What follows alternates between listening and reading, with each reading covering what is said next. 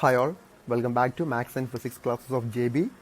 Today we are going to study an important topic in mathematics, that is partial fractions. This is a very useful topic for the higher secondary, degree and PG students. So what are partial fractions?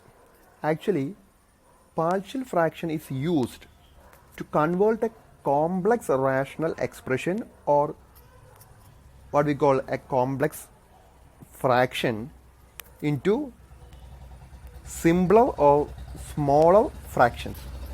That means we are using the partial fraction to convert the complex fractions into simple ones, so we can do the problems more easily. There are several methods of partial fractions according to the type of the complex fraction given. We will use several methods of partial fractions to convert that complex rational expression into simpler ones. We know previously in smaller classes we had studied how to add simpler fractions and to convert it into bigger or complex functions. This partial fraction is actually just the reverse process of that, or it's a decomposition process. That means we are converting a complex rational function or rational expression into simpler ones. We know that there are two types of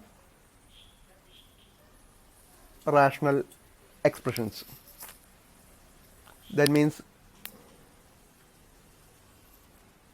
proper fractions and improper fractions. Proper fraction means the degree of denominator will be greater than that of numerator. So in the case of proper fractions, we can directly use the partial fraction methods to convert it into simpler fractions. If our given fraction is improper fraction, that means the degree of numerator will be greater than or equal to denominator.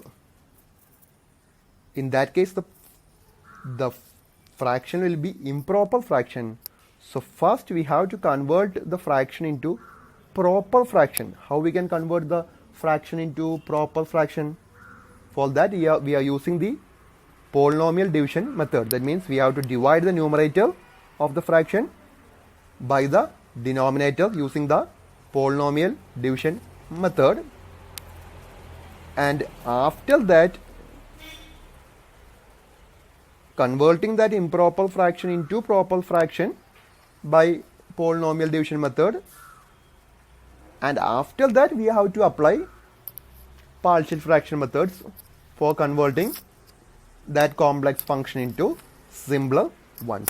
Okay, if the given fraction is proper fraction, we can directly apply partial fraction methods. This partial fraction process, we have several methods according to the type of given complex fraction. So in this class we have studied just the basics of partial fraction, and in our next class I will explain the type of methods of partial fractions for converting the complex fractions into simpler ones. Hope everyone has understood our classes. If having any doubts, just comment me in the inbox and I will answer you. If you are watching my channel for the first time, please subscribe my channel, then you can have the notifications of new videos as early as possible. So hope we can see you in the next class with a new topic. Thanks everyone.